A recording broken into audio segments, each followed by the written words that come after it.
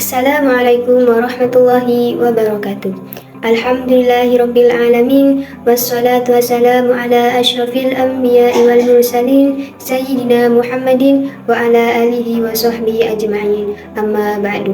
Salam takdim kami kepada Kiai Haji Muhammad Hasan Mutawakkil Allah SHMM selaku pengasuh Pondok Pesantren Zainul Hasan Genggong, dan yang kami hormati Dr. Abdul Aziz Wahab BAMAG selaku Rektor di Universitas Islam Zainul Hasan Genggong, dan yang kami hormati dosen pengampu kita yakni Ustadz Ahmad Soni Irawan MH selaku dosen pengampu matkul akhlak tasawuf. Di sini perkenalkan, nama saya Adelia Ilmasrianisi dan rekan saya Baharli Nazeni. Di sini kami akan menjelaskan sedikit tentang thariqah. Secara etimologi, tarekat itu berasal dari bahasa Arab, yaitu thariqah, yang berarti jalan kecil, cara, metode, aliran, madhab, dan juga haluan. Nah, sedangkan secara terminologis, para pengkaji tarekat itu mengemukakan beberapa definisi.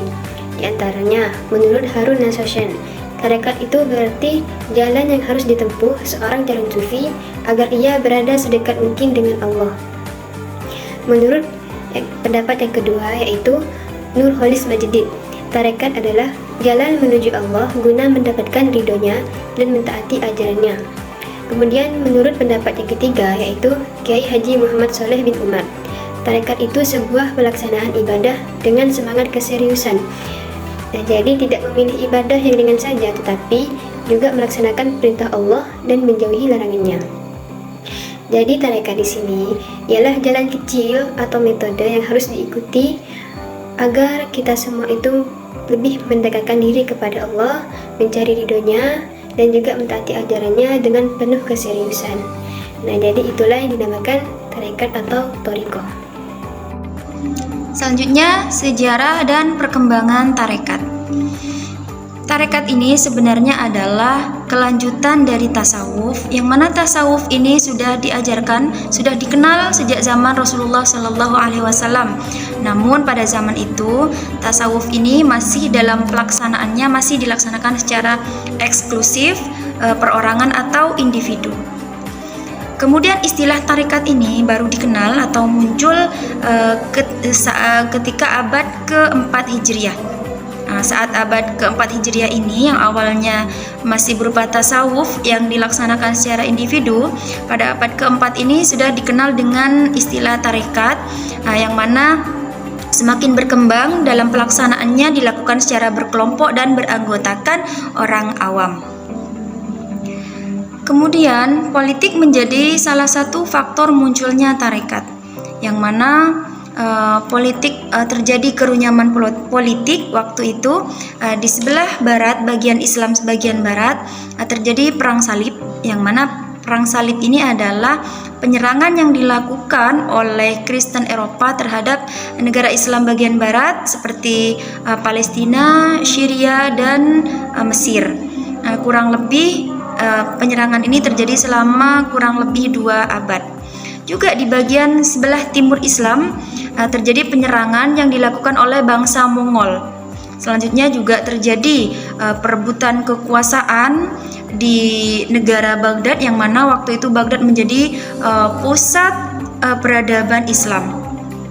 Dengan kondisi politik yang runyam ini berdampak negatif terhadap Islam. Terjadi kemerosotan sosial, juga kehancuran Islam di mana-mana.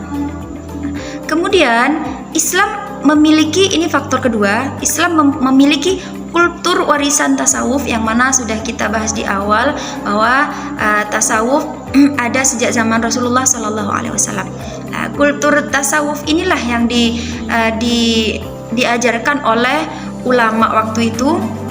Melihat kondisi masyarakat Islam yang dengan krisis moral, mereka memberikan pembinaan kepada masyarakat Islam dengan mengadakan majelis-majelis zikir, yang kemudian kelompok-kelompok majelis zikir ini dikenal dengan istilah tarekat. Perkembangan selanjutnya yakni pada abad ke-12 Masehi atau abad ke-6 Hijriah, sufi besar, ulama-ulama sufi besar yang mengajarkan tarekat tadi sudah wafat. kemudian dilanjutkan oleh generasi selanjutnya, yaitu dilanjutkan oleh murid-murid beliau, yang mana beliau menyebarkan ajaran ini ke beberapa daerah, ke beberapa negara, yang akhirnya hingga kini tarekat ini berkembang menjadi sebuah organisasi. Hubungan tarekat dengan tasawuf. Tasawuf adalah suatu upaya atau usaha atau cara mendekatkan diri kepada Allah dengan cara mensucikan jiwa, mendidik moral, melaksanakan syariat dengan sebenar-benarnya. Sedangkan tarekat adalah jalan atau petunjuk dalam melakukan suatu ibadah yang sesuai dengan ajaran Rasulullah SAW, dilaksanakan oleh para sahabat dan tabi'in, selanjutnya turun-temurun sampai kepada guru-guru kita. Maka jika tasawuf diibaratkan sebagai upaya untuk mencapai suatu tujuan, suatu tempat, maka kita membutuhkan kendaraan, yang mana tarekat di sini berfungsi sebagai kendaraan dalam melakukan usaha atau upaya mendekatkan diri kepada Allah.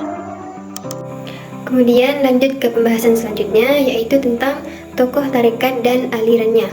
Nah, dari sekian banyak tarekat yang muncul sejak abad ke-12 atau abad ke-6 Hijriah, di sini dijelaskan bahwa tarekat itu mempunyai 6 tokoh beserta dengan alirannya. Yang pertama adalah tarekat Qadariyah.